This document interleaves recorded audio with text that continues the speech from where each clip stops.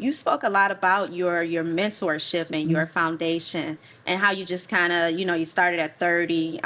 What advice do you have for young leaders today, young pastors, evangelists, getting into ministry, doing Right, ministry?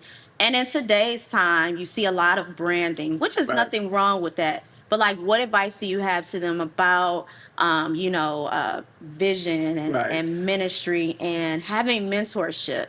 And having a good solid foundation that can have them to be balanced. right. That is a great question. Um, it's a challenge nowadays, isn't it? Because you can get information from so many places. The thing that I try to share with our pastors, as you know, I'm connected with Grace International Fellowship, where I deal with a number of pastors. I try to share with every pastor I can. You got to spend time with God, to ask God and to figure out from God what His design is for you. I really try to stress that. And it sounds so old fashioned, but it's true because you're not going to know what your ministry is if you don't spend time with God. Because there's so many people doing so many different things and so many different things that we like, that appeal to us, that you could literally end up missing what God has for you to do. So that's the thing. And then having mentorship, and when I say having mentorship, people around you who will help to develop you and to yield, be able to yield to that, can be a challenge because when you become a pastor, especially in our culture, you're Hmm. kind of autonomous. You know what I mean? And that's where people make error. So getting that and then yielding to that, settling yourself down, figuring out what your ministry is before you start trying to get a briefcase and you're growing in evangelism ministry, but you don't really know what that ministry is, Hmm. you see. And so that becomes the real challenge. So my advice is to settle, get in your word, get on your knees, spend some time with God, discover what your area is. It may be deliverance, Hmm. it may be prosperity. I know it's become a dirty word now, but you need it. It may be in the area of faith. It may be in the area of mentoring people into the presence of the Holy Spirit. It may be in the area of praise and worship. But you have to find out. It may be prayer. You may be, there are churches that have just amazingly, totally strong prayer ministries. Hmm. And it's their key thing.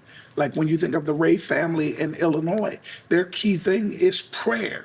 While we have a very strong prayer ministry, that's not our key calling in the earth. You know what I'm saying? So with a fireman, somebody's got their job is to point and to put the water on. But there's another guy who his whole job is just to hold the hose from the back. Hmm. And then another guy runs the valve. They're all different. And this is where I think the church makes an error, and that we try to size up churches and make them all like cookie cutter and say, if you don't have this or you, no, no, no. It depends on what God thinks that area needs. That's the person or that's the thing He's going to send to that area. And it may be different than your area.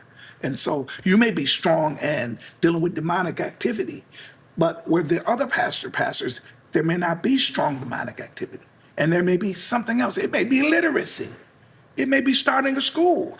And so you have to really try to spend time with God to find out. That's what I did. So that as people tried to move me, like, hey, you need to be on BET or you need to do this or you need to do that, I was able to say, it's just not for me. I don't hear God saying that. Hmm. And I think that's important. Yeah. So you really remain confident in knowing what's for you. Absolutely. Hmm. And this I think is the key, Crystal, for a pastor. You can't just try to build a big church. You can't. Now, you know this because your family is steeped in this church. It was never our goal to be a mega church or a big church. It was our goal to do what the Lord had told us to do and to execute it. Hmm. That was the goal. You can't just come up with all these plans and build this big church and people don't have any depth. Because I felt as a pastor, well, it's biblical. I'm responsible for the souls, pastor.